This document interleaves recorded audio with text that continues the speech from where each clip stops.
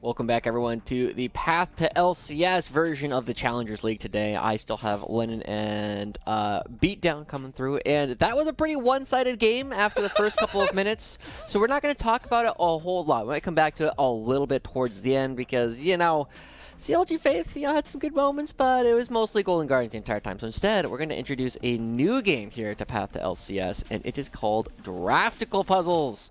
Spent a lot of time trying to figure out how to come up with something that was a tactical puzzle from chess and mixing it up with something League of Legends. So all the graphics here have been done by yours truly. But for Lennon and Nate... What's the hashtag of that again? Is Joshi GFX Productions? Yeah, Joshi GFX Productions. You know, you got to get all of it in there. So, Lennon, Nate, this game is fairly simple.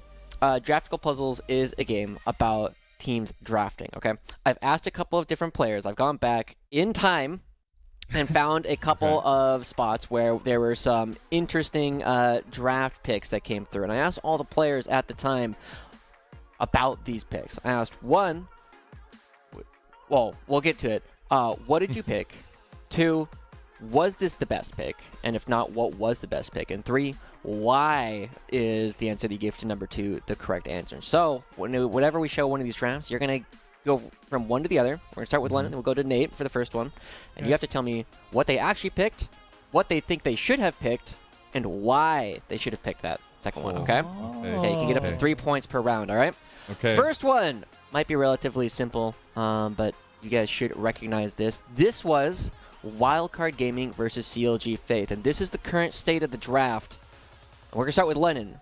First question, what was picked? Two, what did the player who ended up playing it say that they should have picked instead? Or if they wanted to stay with that pick? And three, why? And this is for the first pick? Yeah, first pick. This is the state of the draft. This was... God, I don't remember. I'm just going to go with it was Zach. They wanted to pick Garen because it's Moose Hater. There you go. That's the reason. All right. Not bad. Nate, what are your answers here? CLG Fate, that was a while ago. It was a while ago. I believe in you. I'm going to say wild card first picked Zach. Oh my God. They thought it was the correct pick. Okay. And why? Because it's super flexible between their top and jungle, and it's actually broken right now. Okay, you're actually pretty close there as we can pull up what was actually picked. It was not the Zach that was first picked, you guys. It was, in fact, Moose Hater's Garen that was picked. Unfortunately, Lennon, you had it exactly backwards. You said that they did pick Zach, but they wanted to pick Garen. They picked Garen, but when I talked to Moose Hater afterwards, he said, you know, it wasn't bad, but we probably should have picked the Zach here because it is a flexible champion between jungle support and top. So I'm gonna give Beat 2 points there actually. Oh wow. Okay. Because even though you didn't get the correct pick that they actually got, you got what they said they should have picked instead. And I get 3 for doing the opposite, right? Like, yeah. you know, if we're feeling generous, we might be able to give you a whopping pity prizes. 0. Pity prizes. Our next one. We got another one featuring CLG. This is the state of the draft currently. It is currently the R4. Meech will select the character, but isn't necessarily playing it. And this is the question for you guys. As I make sure, what did they pick? Starting with Beatdown. What do they think they should have picked? And 3, why? All right. Can we zoom Remember, in these are all interesting. Can we These are all Oh, wait, I interesting can picks. see it, yeah. Okay. Right. I'm not picking anything standard. It's not going to be like a victory or whatnot, because that's boring. Yeah. Let's see. This is Jenkins we're talking about. I don't think this is when a Warwick game. Because I'm pretty sure they've been on blue side both times he's done it. I'm going to say they locked in. It was a top laner. Could be a mid laner. It could be, but I think it was a top laner. Okay. And I'm going to say they locked in... This is Jenkins. I don't think this is a game he played Kennen. So I'm going to say they locked in Fiora. Okay. But they should have locked in... They should have picked? They should have locked in Cassante.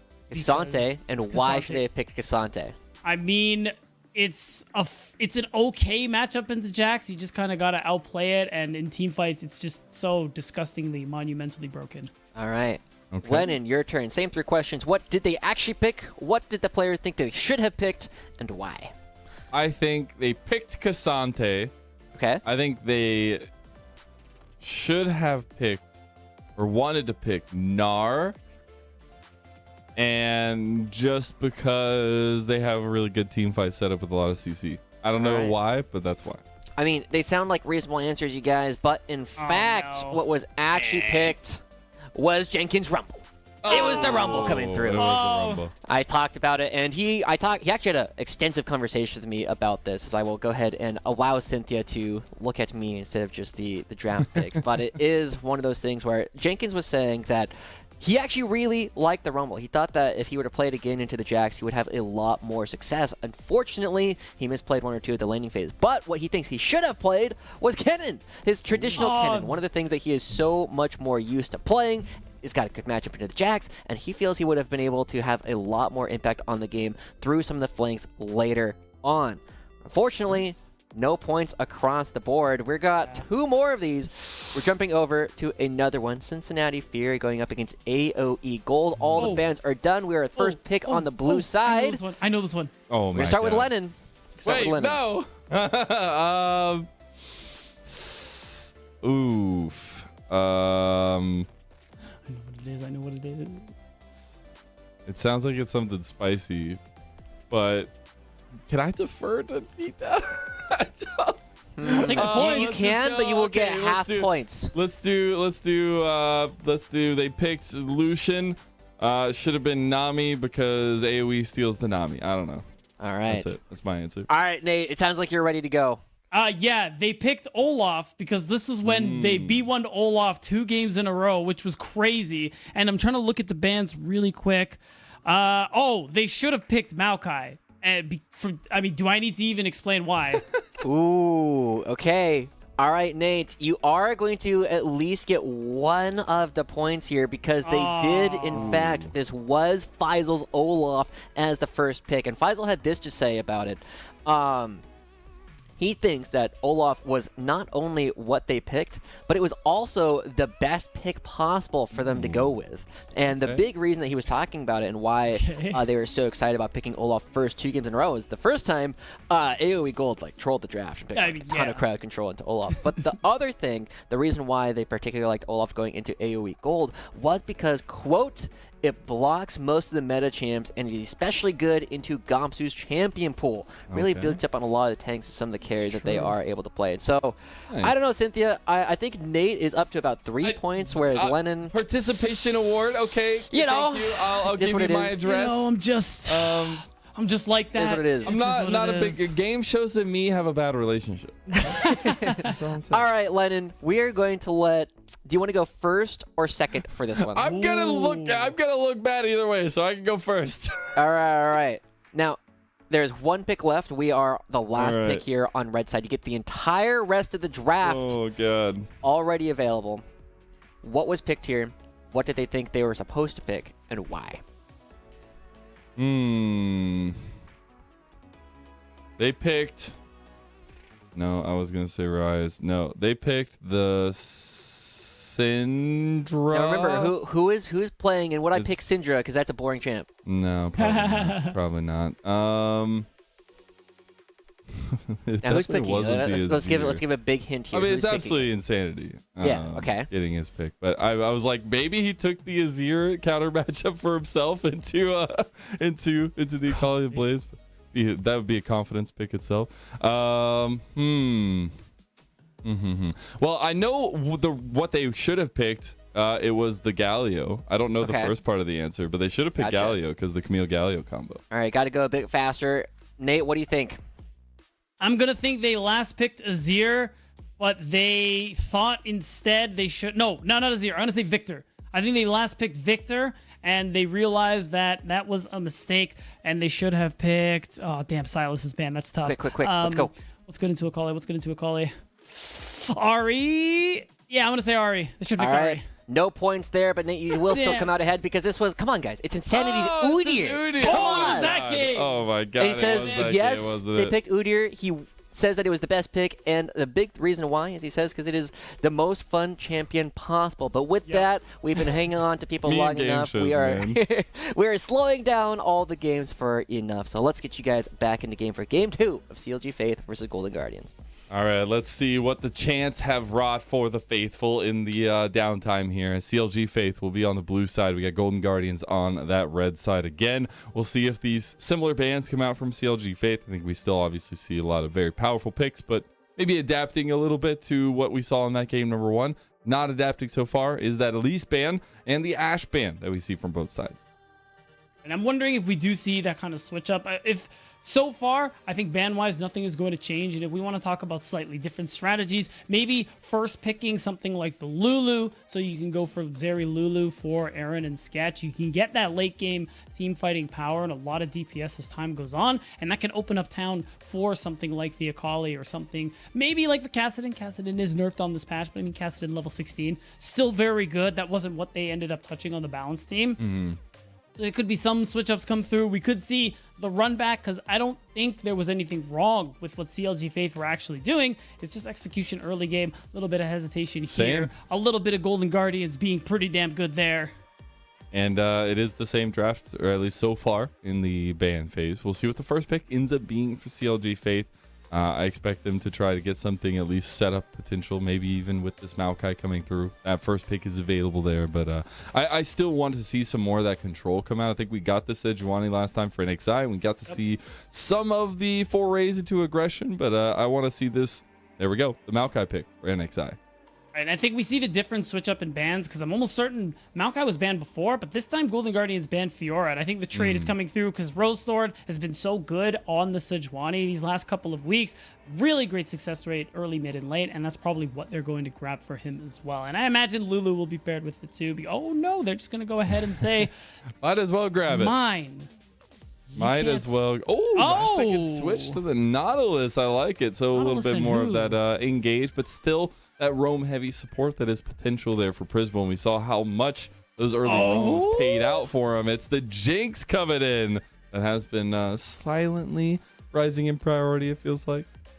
Silently and slowly, I will admit. I've only seen it one other time, if memory serves, but that's an exciting one. We are maybe moving to a different section of hyper carries, especially with Xayah and other 80 carries hopping back into the meta. You saw the thought for Aaron to run the Aphelios, but it's looking like it's Lucian Nami once more. And I like this because you can have that early game control, especially after that first back for Lucian Nami, but you need to not hesitate and try to put Array and Prismal in the dirt because this is Jinx we're talking about now. This is late game scaling incarnate.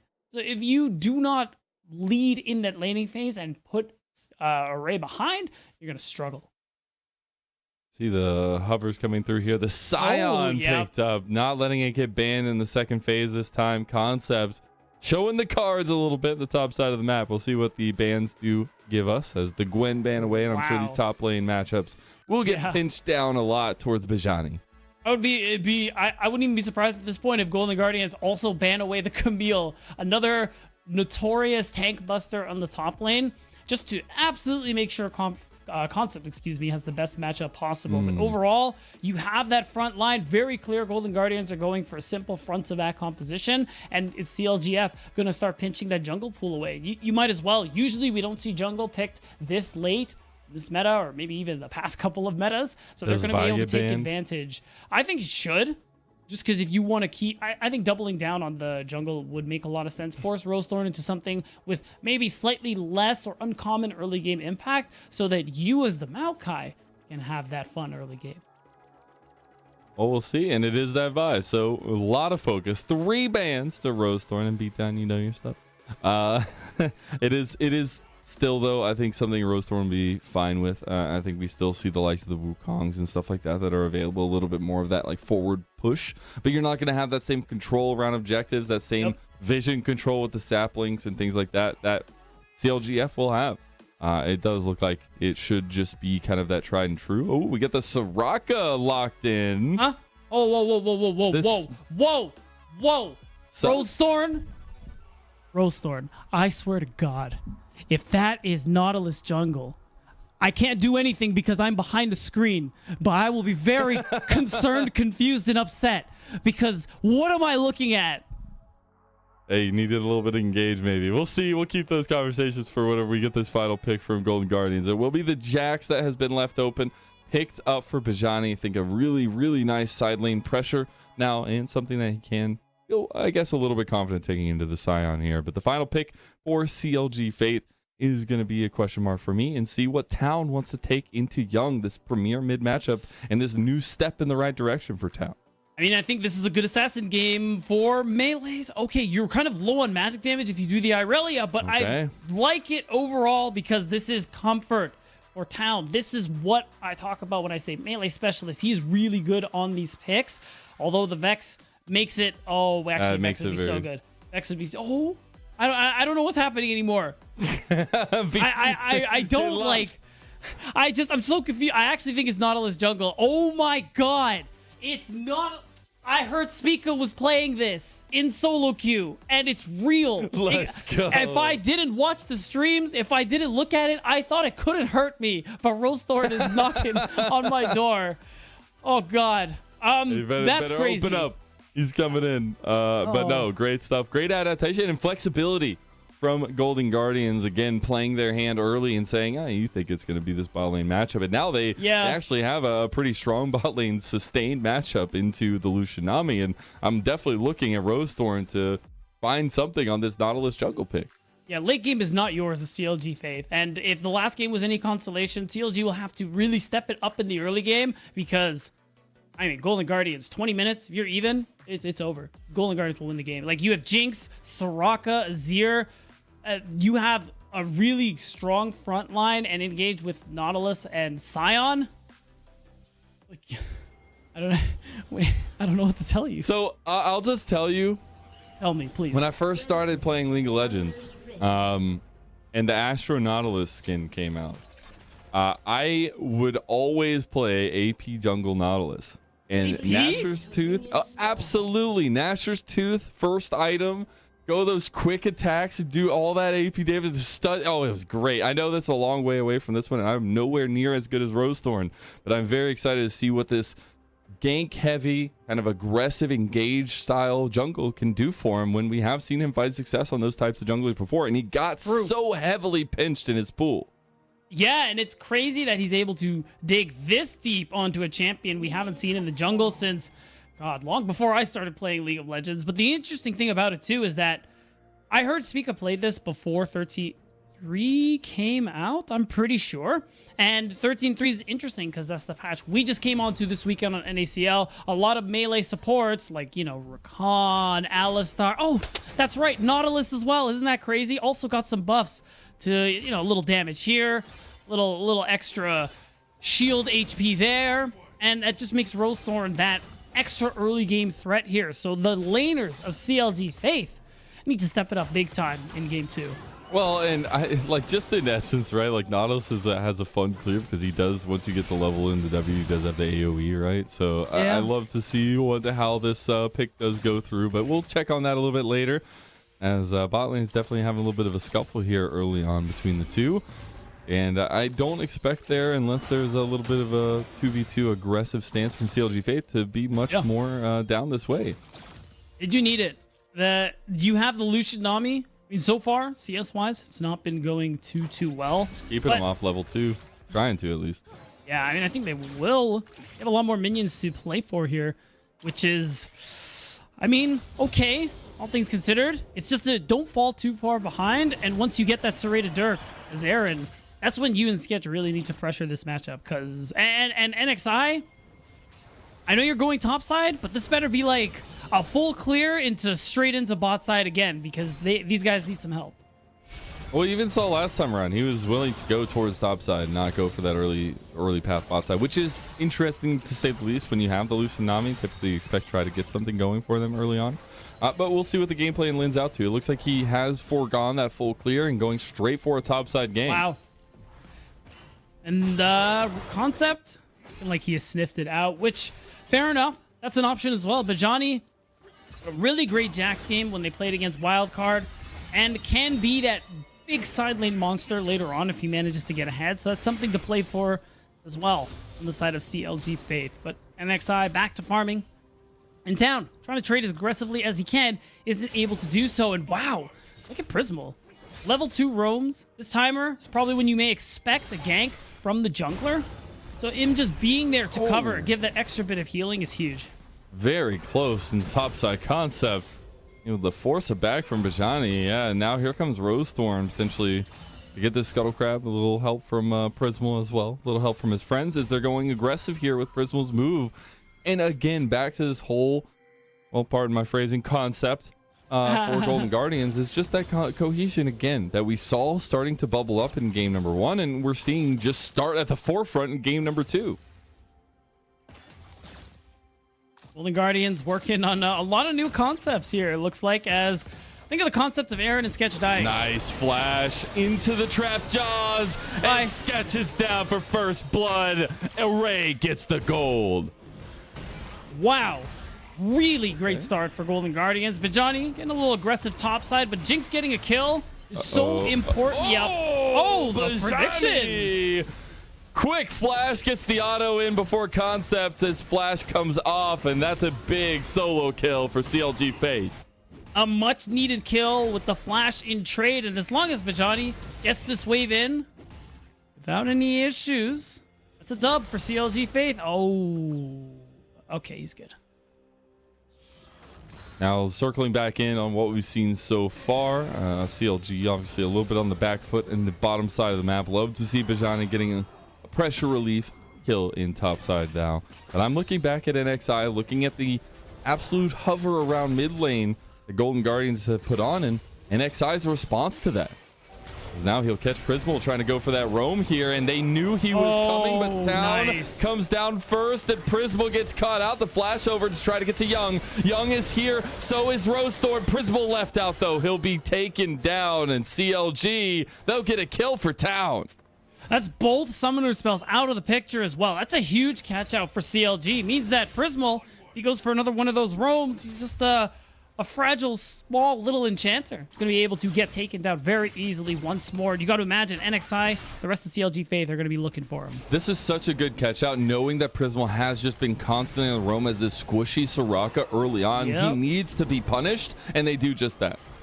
Right. Really nicely done. Good flash into that twisted advance as well. Nothing Young and Rosethorn would be able to do. A little mix up there with the Aqua Prison missing. But realistically, Town gets the kill overall. And he's one of those laners in this game, too, who we're saying also needs to be able to get things going in this laning phase. Well, Vamp Scepter for Aurelia.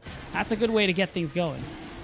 I would say so. And finally getting a little bit of comfort for Town here, taking the Aurelia into Young, where we were actually getting the Young highlight clips on the Aurelia earlier. But a nice little step and bounce back for Town, who got very oppressed in game number 1 by the focus of Golden Guardians and was attempted to do so again in game number 2, but standing the test of the storm so far, at least. So far now, you're seeing Dragon given up by CLG Faith, which is fine. You don't really, you're not really in the best position to fight it despite what you've gotten in that mid lane. It's tough because Soul is very important for you this game. Golden Guardians, as this team that scales just so well, okay. As a team of Golden Guardians who scale so well into that late game, that first dragon's all you really need. You delay that soul to a point where even if CLG Faith were going to contest for their 4th dragon, you're going to be at all your item breakpoints, and you're just chilling. Yeah, honestly, I'm liking this little setup here for Golden Guardians as they were trying to look for a little bit of something. Don't find the dredge line there. Rosethorn maybe even looking a little bit cheeky with that Hex Flash. That will just be the full focus from GG, at least in the bottom side of the map. I do like this though. On the opposite side, NXI is stealing away some of these jungle camps while Rosethorn has been spotted and seen on the bot side and staying there. So a little bit of that counterplay here from NXI as well. One thing NXI will be able to do with these stolen camps is getting that bit of an XP lead and being able to get to that level 6 mark. When we get to the Rift Herald fight, there is that option for CLG Faith to be able to make that play for it here. Johnny, at this point, though, might be looking for a recall And maybe that will be the opening for Golden Guardians to take it up. I say this because you do need to get the ball rolling in this early game. You've gotten 2 kills to your name, which is good. But if we look at farm, top side is going well for Concept, despite this being the matchup that Johnny wanted into it. And we know bot lane is going Array's way because of that early gank. So more needs to keep happening for CLG. Let's look at the map here, though. We have gotten the switch-ups of lanes. We get the movement from bot lane to mid to try to contest over this Rift Herald. And now that Bajani's going to have to go back. His TP should be back up to try to put some pressure. But this will be Concept's first move to help out Golden Guardians get this Rift Herald. And he will. It's pre-14 minutes, so he's going to teleport to the turret. No angle, it's looking like, for CLG Faith to be able to contest it. It's another early objective going by way of Golden Guardians. And it just means further opportunity for them to snowball, for them to speed run their way. Oh! Try to get a little bit of a cheeky play there for Golden Guardians. Young can't find the necessary sticking power, trying to deliver the tray of food to Golden Guardians Array and Prismal. Yeah. As it was just that movement from that Rift Herald play down towards the bottom side now. And I do wonder if we get... Okay, it looks like we're going to stick with bot lanes in the mid lane, just try to get a little bit more gold for these 2 carries. Interesting decision there. I think after this wave, the switch up is going to come through just because I'm looking at Town's pathing and he is walking towards that mid lane. But that switch up for the potential contest of the Herald, it's a good look for CLG. They just weren't able to make it happen. And it just feels like the slow bleed out in the early game. Even though things are even. Again, gotta stress that even is not good. A death sentence for CLG Faith. And that's what they need to keep working towards here. And I mean, on Golden Guardian side, they're right on schedule, Lennon. They are par for the course. This is what you want to be happening here. Even if that mid lane play doesn't really go well for Young, I like that he's willing to go for these things. It's that LCS confidence you talked about there. Yeah, exactly. And I think Young himself, who is a little bit shy in reprieve, as now not being shy is the mid lane for Golden Guardians. They get the damage, but it's not enough. Rose Thorn's down as NXI gets the Bramble Smash there. Town coming in as well. The flash beautifully done. Array has no mana. He might get stunned up here. Doesn't, though. Nice little feat from Array. He's going right through the Vanguard's edge, though. The tower shot's coming back. Array, he wants to get excited as Town dashes away from Golden Guardians. Still, that's pretty nice for CLG Faith. You get a kill onto Aaron, your 80 carry, and you almost got more.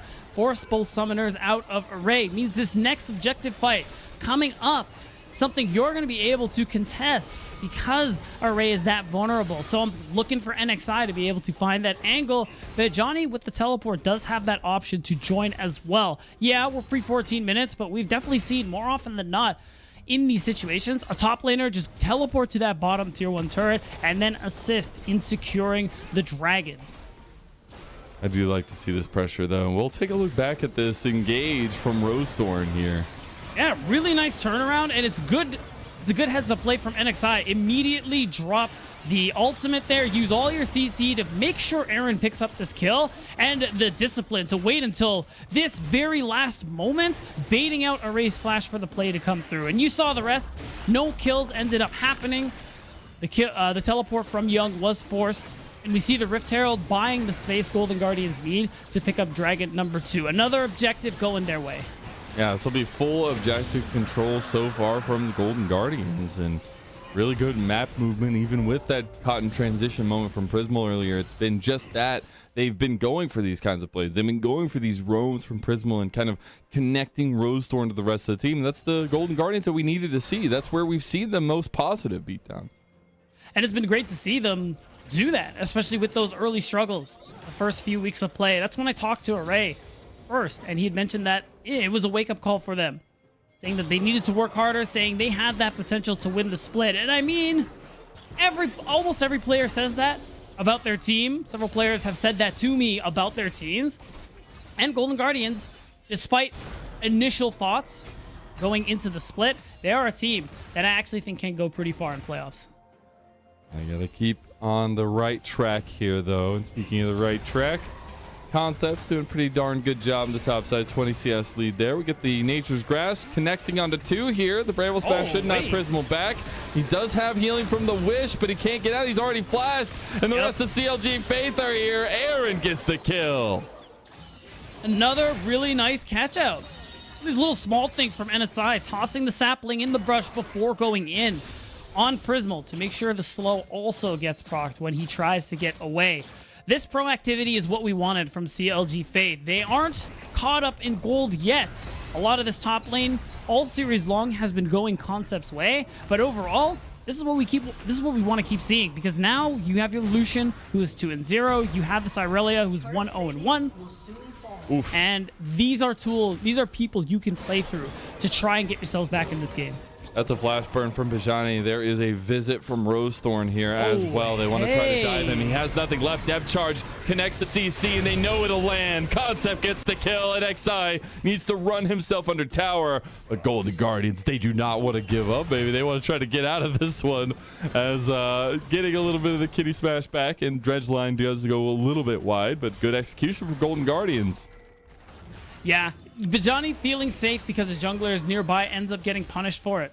Another kill goes over to Golden Guardian's side, and they're just perfectly set up for this next Rift Herald on the top side of the map. You see the vision they've gotten set up. It's minimal, but it is enough, especially with all the pressure Concept's been able to apply on this side of the map. Even last game, when CLG Faith were doing all right in that bot lane matchup, it was still Concept being that constant pressure top side with the Gangplank. Now he's doing it with the Scion.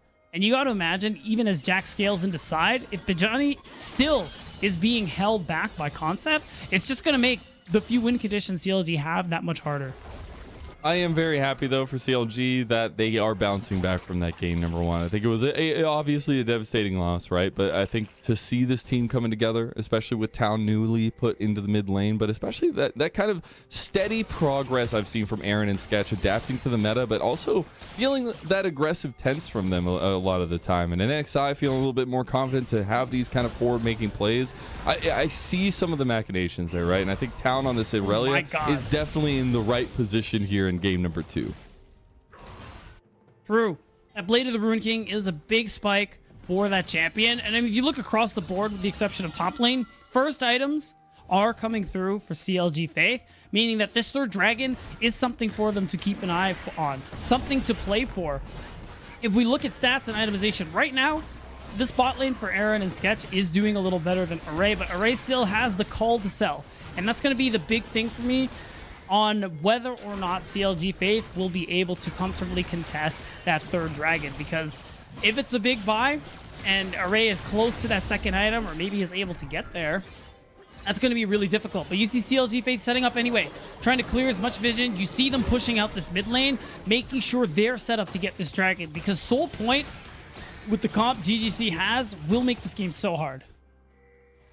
We're definitely looking at the item spikes to be a factor here as well, with those 2 Blade of the Ruin Kings at least completed there on the other side, with Demonic Embrace as well for NXI. I think that's huge in terms of Maokai's presence around objectives. And now that they're here so early on, the saplings will start stacking up. They have Town, who's on himself, that spike you were talking about. And now it's about GG trying to pick apart this kind of early adaptation objective strategy from CLG, and it looks like they're picking it apart right now as the flying trains are backbeat down, but it goes right by as he missed the station. As now the depth charge comes in. Nice grab from Rosethorn. He gets the pushback from Young. Town goes on to Concept and gets a kill, though. It's traded back, and XI is down. Now the next to fall should just be Bijani. A double kill to Young, and the Young aliens have taken to the stage. Golden Guardians come out big in this fight, and they're going to take so much, not just the lives of Bijani and NXI, the first turret of the game, their third Drake of this game, and are just comfortably in one of the best positions I've seen to be able to end things here. They're 3K up, and Array still hasn't backed. I'm scared to see what that purchase is going to be. And I like this move from Golden Guardians. During that play we just saw, it looked like CLG had the opportunity to make it happen, but it just wasn't there for them there. The big thing was that NXI gets separated from the team and gets taken out before he can do very much. So overall, I'm looking at Array because I want to see what his purchase is. I mentioned the call being done like a minute or two ago, and he still hasn't spent his gold. So we're going to look at the replay again. the unstoppable onslaught, it misses everybody. And you can see Aaron doing his best, trying to see if he can help get the kill. But while that's happening, the rest of the team is getting jumped on. And speaking of jumped on, Concept in a little bit of trouble here, though, as he's getting under towered, and the bubble comes through. NXI, they get a trade back. Nicely done, and a bit of a response from CLG Faith. that is something, a big deal. Getting Young, or Town, excuse me, fed inside as best you can is super important here. Or really all you have left is CLG Faith, but it's hard. Because Young is in a really good position. We can see Bajani is looking for him to try and make something happen. But ultimately, Golden Guardians are in such a fantastic position. I'm going to go back to spotlighting Young a little bit more on this Azir pick. Obviously, a big comfort for him here, but 2 picks now, 2 kills at least on the Azir. And when this guy got to go to LCS, right, I think he was kind of thrown into a pond that was very big. And getting to see that quick adaptation to that was huge, but also to see some of the support for Young on the LCS stage. Me and Kangas were there when he was playing, and one of the days his friends actually showed up, and we were actually I remember got to talk with them a lot, and it was really cool to see some of that kind of homegrown support for him. And also we got to learn a little bit more about him. Apparently his nickname is Young Alien, as you know, his friends like to call him, I guess. But it is a lot of fun to kind of see this guy have gone through that journey that we've seen in the past, in recent history. A lot of academy / challenger players go through, where they have to sub in, they have to step up to the big stage when it matters most. You know, the funny thing about that too is that there are players we watch in this level of play, in semi-pro as well, saying like, oh, when is X player going to get a shot? This player is so good. I hope they move up to NACL. And it's kind of funny that subbing for Gory for Young was kind of a speed run of that, because when we found out he was on Golden Guardians, a lot of us were like, oh my God, that's great. He's a good player. We want to see how he's going to develop. And then the first couple weeks he plays on LCS, doing that little bit of double duty. So he kind of got everything we were hoping for him. And I got to say, in my eyes, he did really well in the LCS. Like, they didn't win the games he was a part of, but for this young player to be able to put up the performances he did in that environment is incredible. We're seeing them put up some good performance. Oh my God! The trade goes into the wall, but it's still a wall that will be smothered in blood from Town, as Golden Guardians are pushing in the top side. They have the Riptail. Maybe they can get one more charge off here, but the tidal wave should make that not happen. Oh my God, it's gonna happen. Oh no!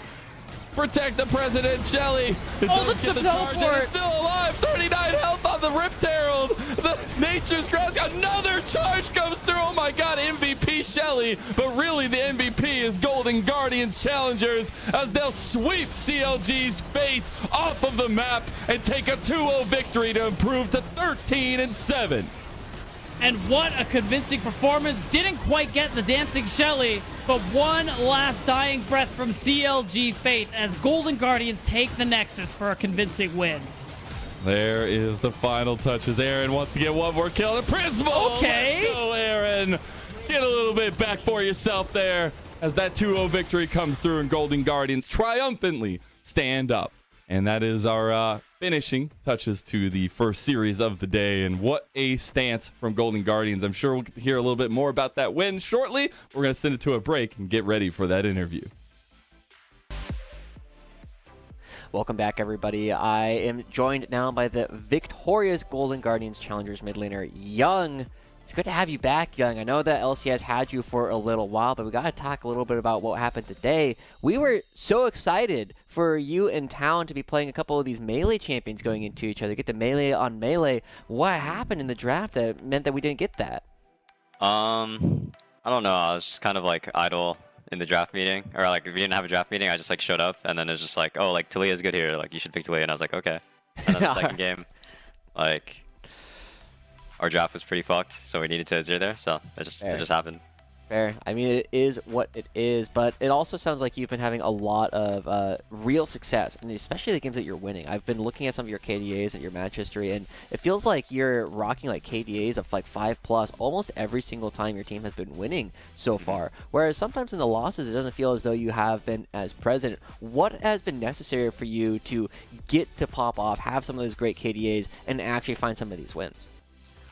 I think it just depends on the day. Like sometimes I'll play really bad, some days I'll just play good. Like, it just depends on how I'm feeling on the day, I guess, and the champs I'm playing. Like I think if I'm on like a melee champ, I'm a lot more like confident. Now, go for plays. Makes sense. One of the things you told us earlier on this split was that now that you've played a little bit of LCS, you really have nothing to lose. How has that kind of changed your mentality playing in the Challengers League? Yeah, like, just like the amount of pressure is just way different. Like, stage is way more like real, and like there's a lot more pressure there. But in Challengers League, it's like you show up to the office, like you're here like every day, so it's just kind of like the same routine. So there's not really much like nerves, I guess. That makes sense. That makes sense. Now, going forward, you guys are, doing better than 500, right? 13-7 was the number that I remember hearing before. What is your guys' expectations as we start to look towards the postseason and the playoffs? Obviously, I think we're good enough to like win the entire thing. So our expectations are just to keep improving, and we don't really have like much emphasis on like regular season. I think like it's great we're winning, but I think we really just want to like show that we'll be good in playoffs. That makes sense. All right, well, going out of the game a little bit, we got to talk about one of the important things. You told me earlier that you've been living with Array recently. What is he like as a roommate? He's really chill. Like, I haven't had a roommate before, so really? He's like my first roommate. Yeah. Well, you're the one who was saying you were the mama's boy before? Was I? I'm not sure. Okay, somebody said that. Somebody said that. I thought that was you. They said that this is the first time kind of living on their own. Anyway, sorry. Maybe it was me. Yeah.